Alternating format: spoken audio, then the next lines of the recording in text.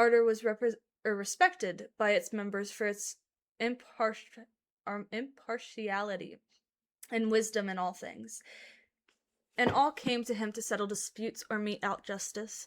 His position required difficult decisions and sacrifice to ensure the order's sense of right and wrong was adhered to, and thus he was never loved by his comrades and fellows. In this way he showed the kind of rigidity inherent to the Lightbringer's being, to a greater extent than perhaps any other of his kind. This rigidity Jesus, I can't say that word apparently. This rigidity was the initial driver of the Lightbringer's division from the Sacred Order.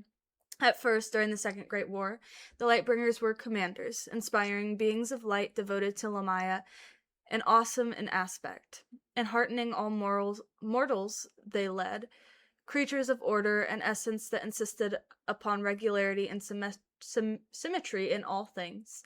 Their tactics and strategies proved to be too predictable, and in the heat of battle, Lightbringers were often slow to react to changing circumstances. Over time, mortal officers grew angry. The forces of light suffered avoidable defeats or failed to prosecute sudden advantages to secure greater victories due to the Lightbringers' inflexibility. They came to Ludek's Ardor, and for hours he listened in silence, hearing account after account. Then he heard the accounts from then he heard the accounts of the Lightbringers. For hours after, once all was said, once all had said their piece, he deliberated. His conclusion: almost all Lightbringers should hand over command responsibilities to mortal officers. He made his case to his own kind, who almost all agreed with him. Ardor believed he had done what was best for the Order. He had soothed anger in the fold and at the same time strengthened its military. Arguably, his efforts helped win the entire Second Great War. But it separated the Lightbringers from mortals, and the latter were flexible in thought, indeed, an asset in war, but a potential liability. And so it proved to be years later when a complex chain of events resulted in the Red Crusade, a furious purge of the skinwalker, Ogryn, Orc, and Lizardman populations of Anhelt. The Lightbringers left the Sacred Order in sadness and disgust. With some entered shards, others departed for distant lands. Ludek's Ardor stayed, determined to turn things around, but he failed. He tried to bring the worst killers to trial, only to be denied time and time again. Some even pointed the finger at him, calling him a traitor for attempting to besmirch the good names of valiant warriors. Ardor's impassive mask, for years a symbol of cold adherence to righteousness, hid the Lightbringer's tears as he left the Eternal Citadel for good. To this day, Ardor believes the Order could be turned away from the fanatical, corrupt, and almost bloodthirsty organization it has become, and he upholds what he considers to be its original values, to be a sworn enemy of Sarath and protectors of ordinary folk.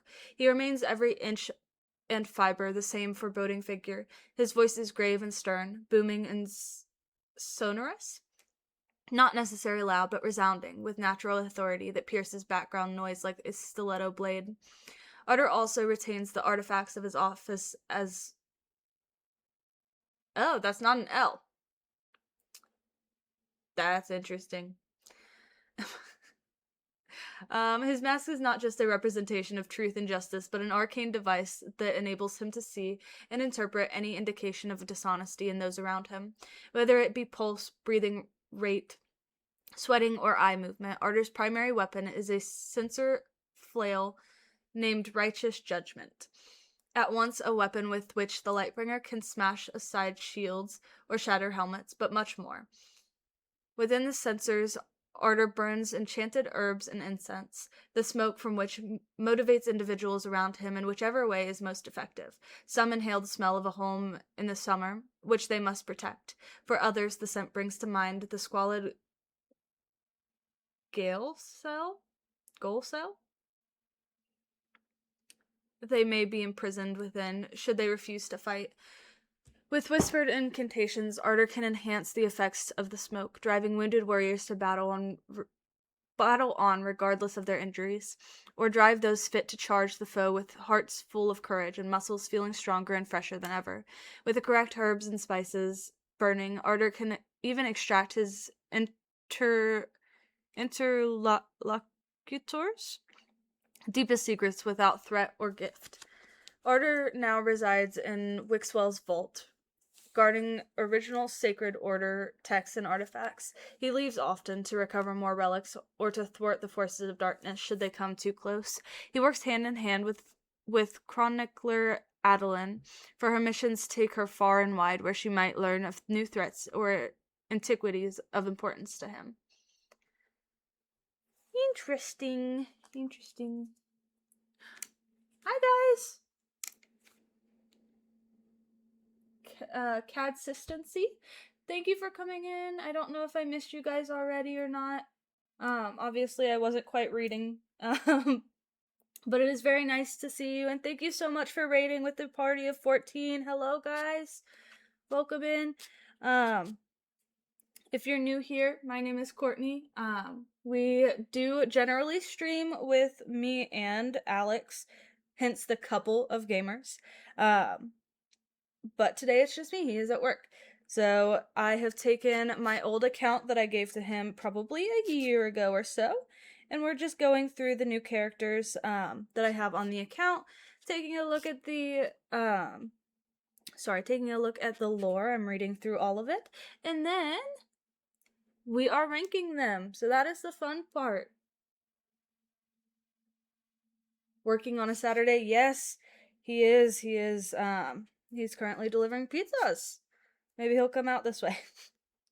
I wouldn't do that. I'm not going to order. But he is definitely working on a Saturday. He will be back home tonight, though. And I think for anybody who is interested in hanging out, I believe we are both going to be here tomorrow night to stream. I don't know exactly what we're playing yet, though. But again, I wanted to thank you for raiding and bringing in all these wonderful people. It's great to have you guys here. You kind of popped in a yeah, so in case you guys are curious, Flannel Legend is Alex. He is currently working really hard. But he's gonna bring me food, which is really nice. But thank you so much for coming in. I appreciate seeing you here. As you could see, you kind of come in at a interesting stream. This is the first one where I'm not just playing some game. But we do play a variety of games here. Mostly I play things like Subnautica, and we did play Elden Ring for a while, but not anymore because we can't stream it. The computer's not great. He plays Night Rain when he streams. He started playing How Many Dudes, I think is the name of it. Sounds interesting. But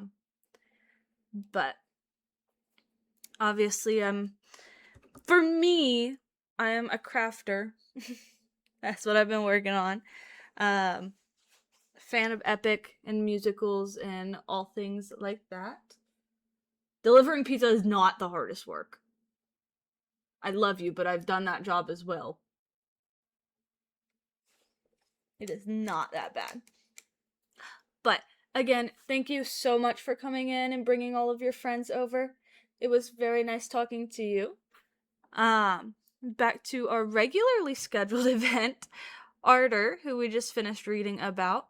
I do enjoy his story. He's very righteous. I do also enjoy his little weapons. And I do like the metallic look of him. Go eat. I hope you enjoy whatever you're eating.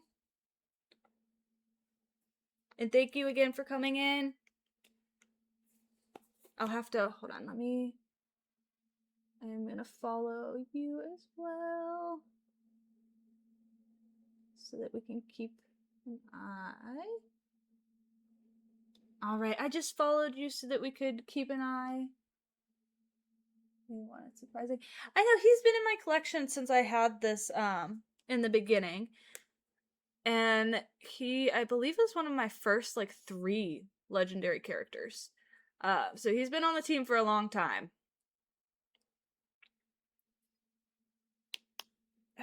Guys, my shirt's falling apart. Alright. Did we rank him? I already lost my train of thought. I did not rank him. I don't think I liked his story as much as Lemonisi, just because she's my kind of person. I like the elves. Um, I did like his story though. He's a very righteous uh character.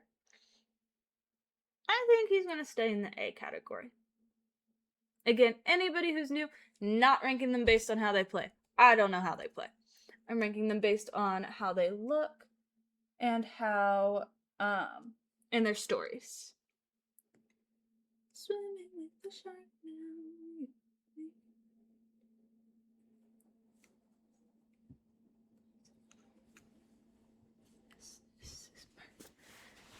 now. Okay. Next on the list. This guy. Wukong has been on my excuse me. Wukong has been on my list since the very beginning. He is the first character I had. He was actually my promo code character. So he started off my account very well. I am not a huge fan of, as I said previously with Xenomorph, I'm not a huge fan of the monster characters.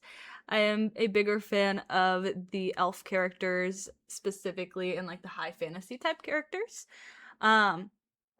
Overall, he's got a cool design, but not my favorite by a long shot. Just because he's a monster character, I don't like them. I like the people characters. He's part of the Skinwalkers faction.